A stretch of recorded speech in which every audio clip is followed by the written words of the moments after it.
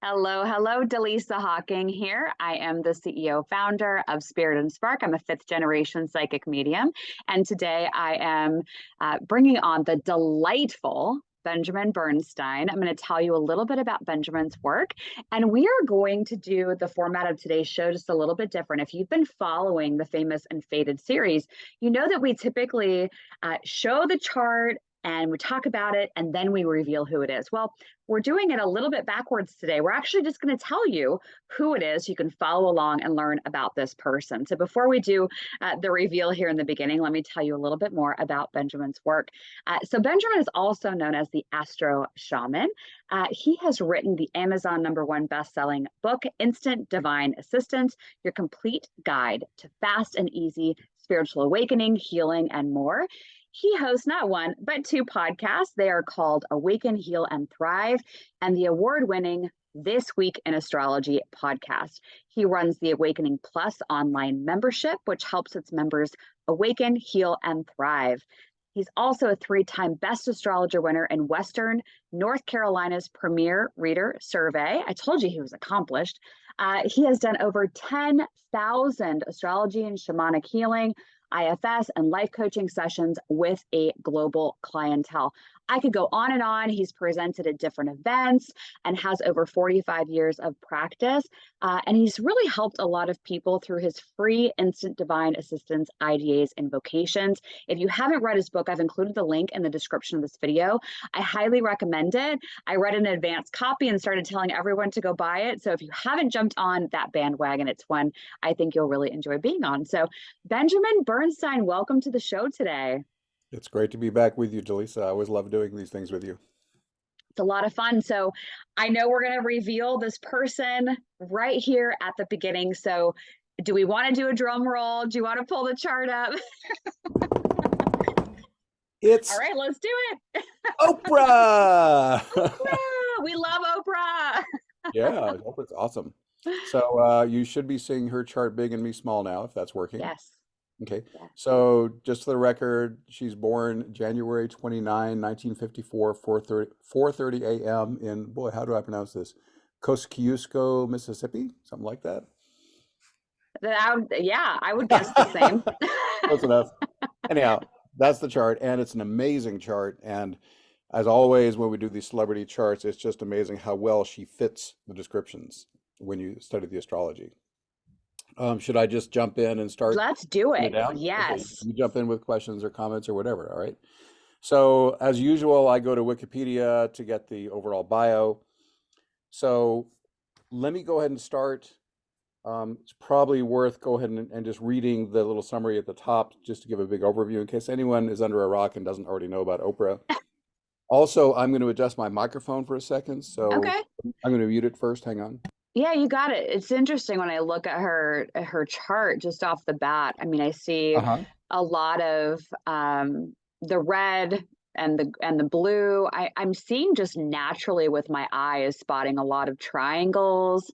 I see that there's a lot of planets that are spread out throughout the chart because sometimes, we've done these episodes before and even in my own chart, a lot of my planets are on one side of the chart, but hers actually feels pretty spread out. Yeah, and we'll get into all that in a sec. Let me go ahead and do the bio. Yeah. So, according to Wikipedia, Oprah is an American talk show host, television producer, actress, author, and media proprietor.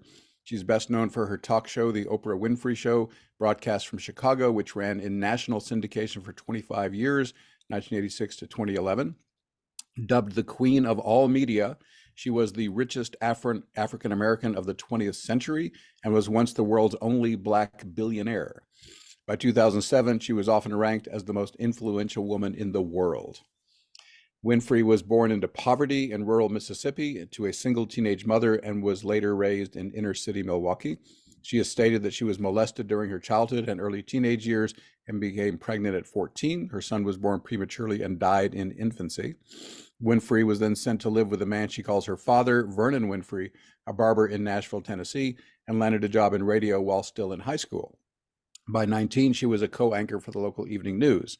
Winfrey's often emotional, extemporaneous delivery eventually led to her transfer to the daytime talk show arena, and after boosting a third-rated local Chicago talk show to first place, she launched her own production company. By the mid-1990s, Winfrey had reinvented her show with a focus on literature, self-improvement, mindfulness, and spirituality, though she has been criticized for unleashing a confession culture, promoting controversial self-help ideas, and having an emotion-centered approach. She's also been praised for overcoming adversity to become a benefactor to others. Winfrey also emerged as a political force in the 2008 presidential race, with her endorsement of Barack Obama estimated to have been worth about 1 million votes during the 2008 Democratic primaries. In 2013, Winfrey was awarded the Presidential Medal of Freedom by President Barack Obama and received honorary doctorate degrees from Duke and Harvard. In 2008, she formed her own network, the Oprah Winfrey Network. Credited with creating a more intimate, confessional form of media communication, Winfrey popularized and revolutionized the tabloid talk show genre pioneered by Phil Donahue. In 1994, she was inducted into the National Women's Hall of Fame. Winfrey has won many accolades throughout her career, which includes 8-time Daytime Emmy Awards, including the Lifetime Achievement Award and Chairman's Award, 2 Primetime Emmy Awards, including the Bob Hope Humanitarian Award, a Tony Award, a Peabody Award, and the Jean Hersholt Humanitarian Award, awarded by the Academy Awards, in addition to 2 competitive Academy Award nominations. Winfrey was elected as a member of the American Academy of Arts and Sciences in 2021. So she basically hasn't done anything. Nah, she's just getting okay. So where does all and let me just throw it out. Looking at her chart made me rethink something I once believed about astrology, and let me just show you what that is right away. Ooh, yeah, please. So when you look at the modes and elements in a chart, and we look here at her house, her sign elements, fire, earth, air, water. Normally, you need a strong earth score to have worldly accomplishment, or so I believed. Oprah has no earth at all in her chart. She's massively air and quite a bit of fire. So we'll see in her chart, she has so many success indicators that the absence of earth, which normally helps with, physical worldly accomplishment, was totally not needed by her. Now, she did have her North Node in Earth, so that's something. But okay. that's something you strive toward, not something you get as a gift. Okay, so that's just a little side note. That was my big aha in terms of my own learning on this chart. So let's get into what makes Oprah Oprah. Okay, for starters, she has, what did the bio say? She revolutionized the talk show industry. There's people talk about the Oprahification of America, the confession culture, being honest and real about what's happened to you, and real emotional and real transparent. So as a revolutionary, the energy of Aquarius is associated with revolution and paradigm shift, which she definitely brought about in the talk show industry and in culture at large. Okay, so her sun, Venus, and Mercury are all in the sign of Aquarius. Okay, so that's a lot of Aquarian energy. And I may not get into the particulars, but in astrology, there's 3 ways into a particular energy: a planet, sign, and house. And the 11th archetype, which is Aquarius, could be found through Aquarian energy. It could be found through the planet Uranus. And let me just explain a little basics here. These colored lines in the middle are the aspects, the connections, the things make to each other. It's very messy in the middle, but if you look at the grid on the left, it's neat and clean. So Uranus is the same energy as Aquarius. Uranus strongly connects to her moon, her Mercury, her Mars, and her lunar nodes and other things too. So the Uranian energy and the Aquarian energy together are strong. Not only that, in the house system I use, which is Porphyry, there's a lot of different ways to divide up the 12 house sectors. I've got 2 planets in the 11th house, which is the 3rd way to get to that energy. I've got Mars and the moon in there. So really, all 5 personal planets have some kind of 11th archetype tinge to them. So you can't get away from that revolutionary game changer energy based on the natal chart setup. So let's zoom in a little bit on some of the Aquarian planets. For starters, let's note that all these Aquarian planets in Porphyry are in the 2nd house. One of the meanings of the 2nd house is, how do I earn money through my own efforts? So she's going to earn her money as a revolutionary of some kind, changing paradigms. So the very notable that the Sun and Venus are almost exactly conjunct. They're 8 minutes apart. That's a tiny fraction of a degree. And for starters, that lets us know the core of her identity, the Sun, is wrapped up in anything that has to do with Venus. And this covers all the Venus spaces in her life. Venus has three primary meanings. One is relationship, okay? And what is her whole thing based on is relating with other people. You know, she made a living interviewing people as her claim to fame. So being in, you know, connection, relating with others in an unusual way, more intimate, more confessional, more, you know, in a way that hadn't been done before, is one way that showed up. And of course, in her personal life, she hangs out with all sorts of fascinating, cutting edge people, which is Venus in Aquarius. Venus is money. You know, obviously she's fabulously wealthy. Okay. She's set world records for her wealth in her categories. And thus the money aspect of Venus is very apparent. So revolutionary in her wealth and her creativity. I mean, she's just endless. She's been in movies, she's done TV, she has production companies. I mean, her list of entertainment credits just goes off the charts, you know, many of which have been award winning. Okay. So highly creative too. So every which way you want to take a main meaning of Venus, it's there. Okay. So the Sun Venus is very well used. Now you might think, well, she's best known, what is a queen of all media, communicator, right? And yet Mercury is not technically conjunct the Sun and Venus. Mercury is like about 10 degrees away. I mean, here we get into the whole argument, how close does it have to be conjunct, right? So I'm going to say, you know, if we view it from a Hellenistic astrology lens, anything in the same sign is conjunct, and they're about 10 degrees off. So that Mercury is definitely at least marginally conjoining the Sun and Venus, but we'll discover in a moment, Mercury doesn't need them because Mercury has its own aspects that fire it up big time. Okay. Just as a teaser, Mercury isn't a tight T-square, a right triangle. It opposes Pluto and Juno, and it squares Mars. So Mercury itself is supercharged just because of those aspects. And Mercury also has this amazing grand trine, which is an equilateral triangle, Mercury on one corner, Jupiter on the other corner, and then going up to the midheaven and Ceres at the top. So Mercury, even if it were not conjunct the Sun and Venus, has plenty of, you know, connections to bring it supercharged too. Okay. So Mercury in Aquarius, one of the literal definitions of Mercury in Aquarius is the mind of the genius. Genius is a legitimate Aquarian keyword. Okay. So, and in the bio, when she was doing a role, one actor who was working, she says, she's an incredible technical actor. She's so smart. Right. And obviously the woman is a genius with what she's done, and her intellect and brilliance is just all over everything she does. So the Mercury in Aquarius definitely functions in that way for her. All right. So what I want to do, she has a number of fascinating, let me just see if there's anything else I want to bring out individually before I get into the patterns. I'm going to try to start basic. Let's look at that moon. She's very emotional.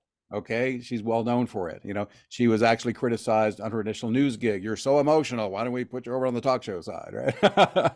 Right. But what does a moon in Sagittarius do? Sagittarius is the sign of endless big expansion. A moon in Sagittarius has big emotions. Okay. There's no way around it.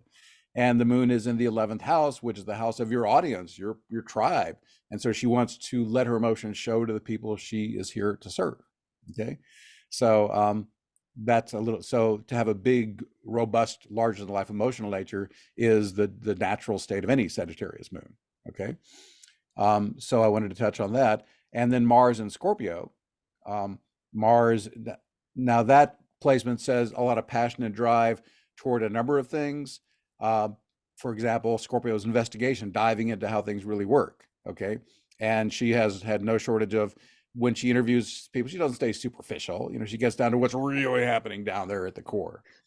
Now, she is sometimes criticized for not following up in a tough bulldog-like manner with everyone she interviews. She has a little more compassion on that side, but she's dived deep into the heart of things and exposed things that needed to be exposed. So Mars and Scorpio can be the hound dog, the detective, the researcher. And of course, Scorpio is the sign of the occult. Okay.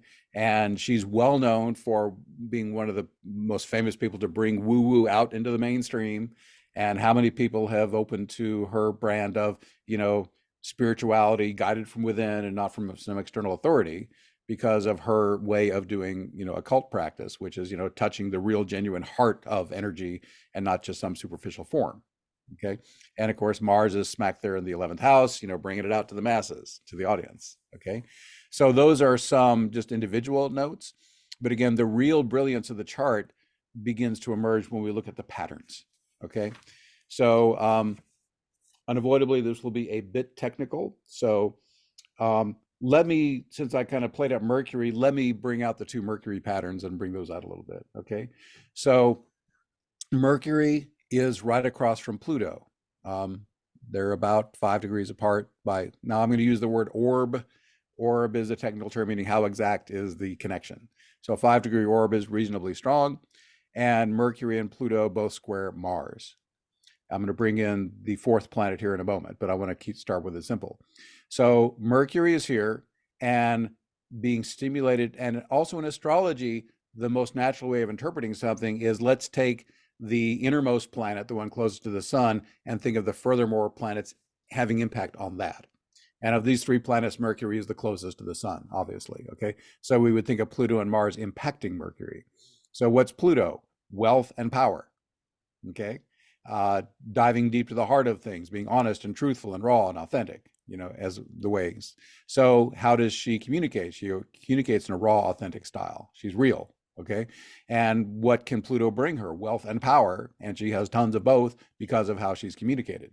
Okay. And again, remember, Mercury's in the second house of what do I do for a living? Okay. And then Mars is passion, drive, energy to bring to that. Mars is the ancient ruler of Scorpio. So Mars is dignified, which makes it really powerful. So we got a very supercharged Mars, giving energy to that Mercury. Pluto, incidentally, is in the sign of Leo, the sign of the leader or the performer in the spotlight. Okay, now it's a generational placement, granted. I mean, it was in that sign for like 20 years or so, but still a Leo Pluto is opposing that Mercury and giving some of that showbiz flavor to it. Now, this is a hard aspect pattern, but I can't emphasize enough that this doesn't mean it's bad. Hard aspect patterns are simply energizing, and they can initially be difficult, but when mastered, they become your greatest strengths. So I believe a lot of Oprah's success is because she mastered the challenges of this T-square and brought it into empowerment. Okay. Juno, we'll add there, Juno is committed partnership. And it's like everyone she interviews, she enters into a zone with them. She connects with them deeply and meaningfully. It's not just a superficial, hi, how are you? So it's almost as if everyone she's interviewed for a brief moment, there's like a Juno style committed connection. Okay.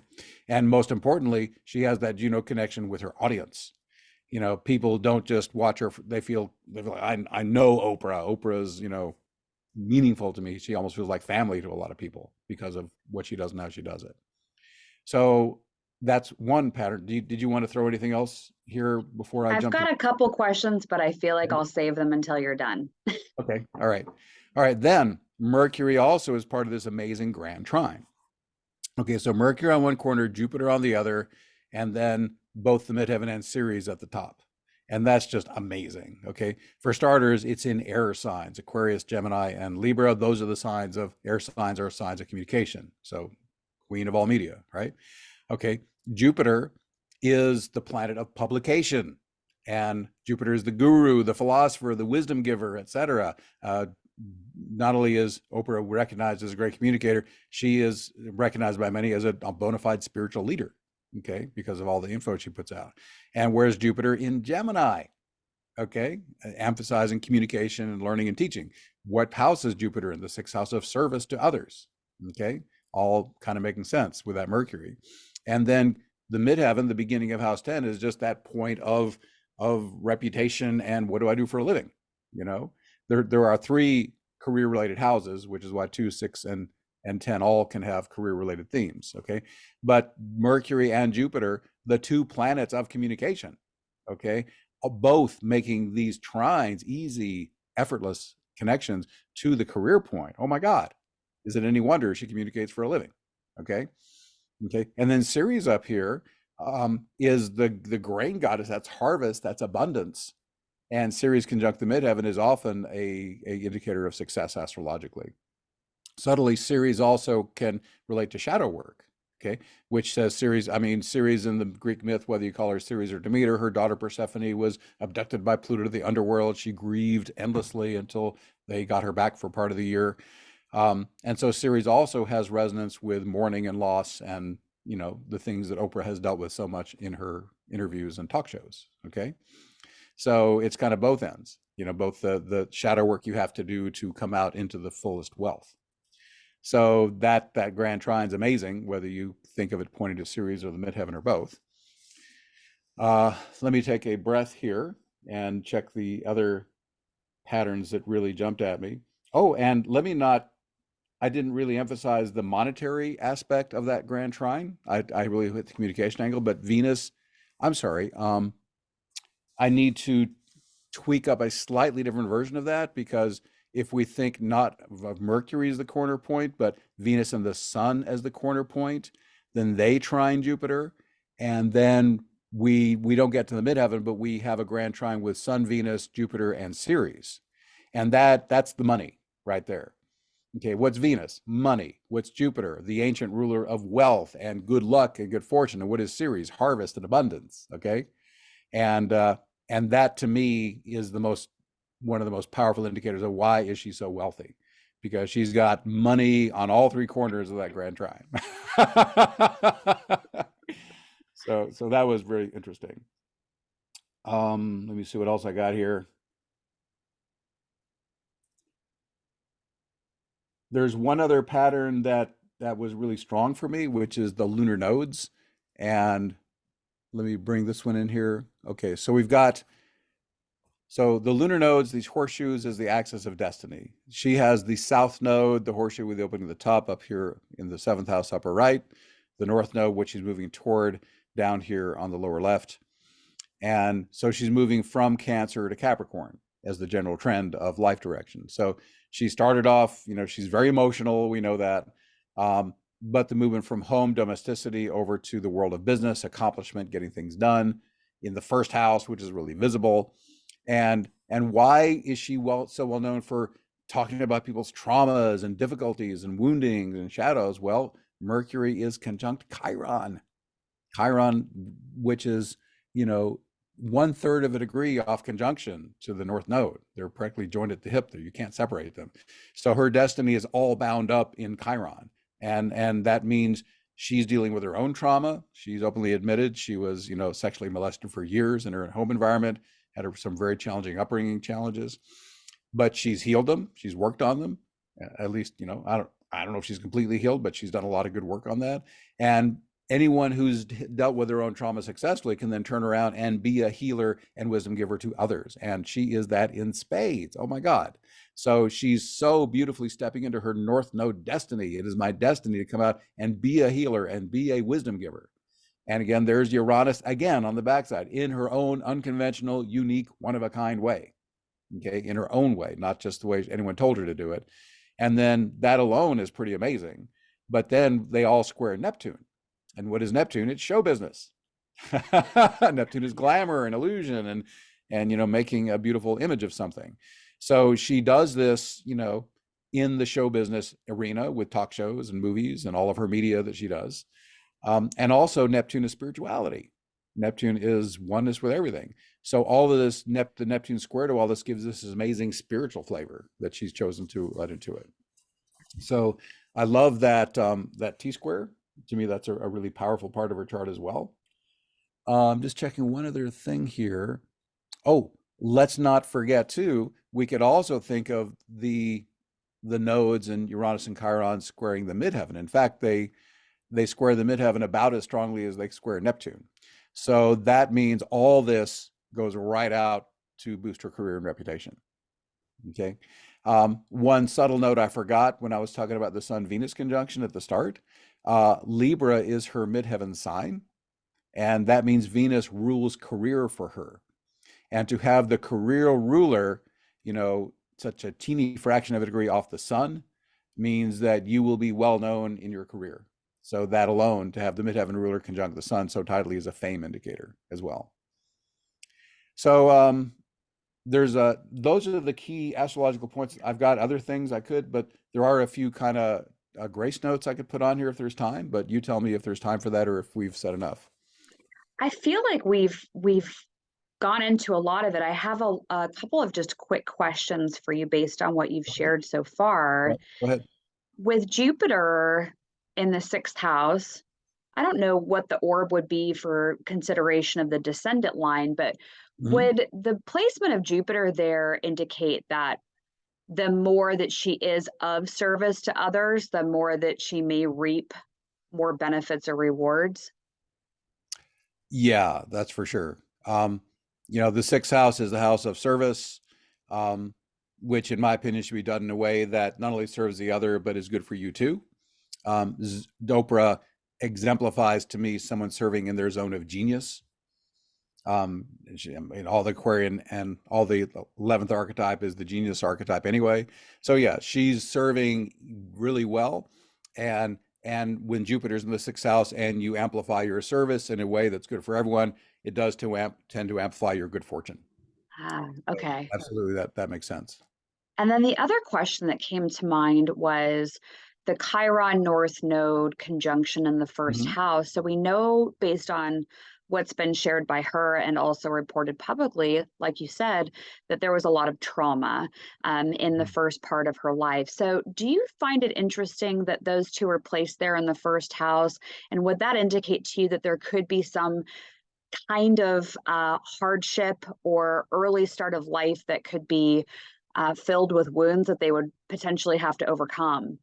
Yeah, absolutely. I mean, if you think of it in order, I mean, this is not ironclad, but in her case, the first house is the starting line. Okay. And she got the trauma early as a child. I mean, but we all do. I mean, let's face it. But it was early. And to me, the trauma North Node, I mean, Chiron North Node is very strongly saying, yeah, trauma and healing and wisdom giving are going to be really profoundly important. To me, even as I speak about what I just said, it's probably less significant the first house placement in terms of it happening early, but the first house is very visible. Okay, the first house is kind of your mask or persona the whole world sees. So to have Chiron in the first house means she's going to be more open and transparent about her trauma, or it's going to be more visible. A person with a first house Chiron tends to have their dirty laundry out in the public, whether they want it to be or not, usually. Oh, that gives me the chills. Yeah. Oh, astrology is so fascinating, and the things that you can see about someone's personality and life mission, and even how the money for her and fame and notoriety show up in her chart is, I mean, you can't deny it, right? It's proved itself over 10,000 times to me.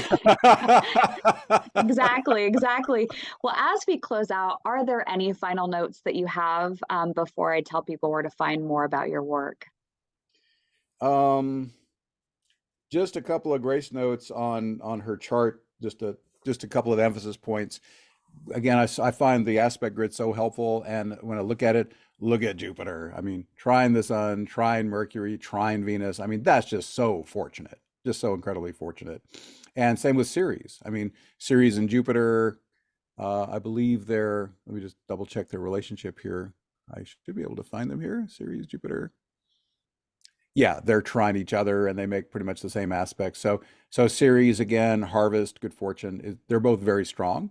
But let's not forget who I didn't really play it up, but Saturn is almost exactly square her sun and almost exactly square her Venus. So that Saturn square to Venus and the sun, that's also and Saturn in Scorpio, the sign of, shadow work and trauma and stuff. Okay. So yeah, that Saturn square, the sun of Venus, was a predictor of the trauma she experienced and some of the difficulties she had to go through to get where she got to. But because she mastered Saturn, okay, and I've done this in my chart too. When you go to high side Saturn, you're mature, you're responsible, you're able to plan the work and work the plan. You manage your time well, all of which she's done in spades. Then that Saturn square to the Sun and Venus become her best buddy because she takes all that good stuff that can get accomplished by that. And that to me is one reason why she's been able to do what she's done, despite the fact there's no Earth in her chart except for the North Node. There's no physical points in Earth, to speak of. But that Saturn gives her all the discipline, all the stick to itiveness she needs because she overcame the initial challenges from the square and she turned it to her advantage by positively embodying the Saturnian high qualities. Gosh, we could sit here and talk for days about it. Well, my hope is that whoever is listening to this, right, that there's Saturn somewhere in your chart. Everyone has all of the planets, and it's a work in progress, but it's also a masterpiece, because in this example, I feel, because she overcame and learned the lessons and really worked on her wounds and was authentically herself Mm-hmm. and didn't change for other people in the way that others may have done. And because she worked her chart, whether she knew it or not, consciously, there was a lot of rewards to be benefited from. And so we're all a work in progress. And so whoever is listening to this, I hope you hear this and go, wow, there are things I can learn and master and grow, because your lifetime, it will always, if you approach it in that way, will always be a journey. It will always be a learning opportunity. Can I throw in one other thing I just saw that feels really important? Another huge square is Pluto Mars. Pluto is, square Mars by about an order of about a half degree. One of the ways that can play out is sexual abuse. Pluto square Mars can be like rape and the trauma and all that kind of thing. And that happened to her. Okay. But she took it to the high side. She healed it. And Pluto square Mars can also be incredible power and potency to go out and make things happen, to be an assertive force in the world, to be a force of transformation and goodness. Okay. So another really potent square that could have taken a lesser person down, but she overcame it and used it to empower herself. Mm-hmm. So I love to say there's no such thing as a bad aspect. Okay. Yeah. You can have challenges initially, but if you master them, if you get the grit to stick through it, then those hard aspects can become your absolute best friends. Amen. Amen. I think that's a great note to end on. I just want to direct everyone to your website. It's astroshaman.com. And I've also included the link to your website and the book that we mentioned in the beginning in the show notes below. So make sure you check out Benjamin Bernstein's information. He does sessions, he teaches classes, he's got his online community that he's always offering wisdom and golden nuggets to everyone. Benjamin, thank you for being a part of the Famous and Fated series. And I trust that everyone enjoyed your interpretation of Oprah's chart. And in the comments, leave us a note. Let us know what stood out to you the most about Oprah's chart. Or do you know astrology? Maybe there was something else that stood out to you too. Let us know in the comments. We'd love to interact with you there. Benjamin, thank you so much for being a part of the show today. Oh, my great pleasure. I'm so honored to be here as always. Thank you, Dallisa. Beautiful, beautiful. And for more information on Spirit and Spark, go to spiritandspark.com, where you can find us on social media at Spirit and Spark. And I've included that in the show notes as well. All right, we'll see you next time.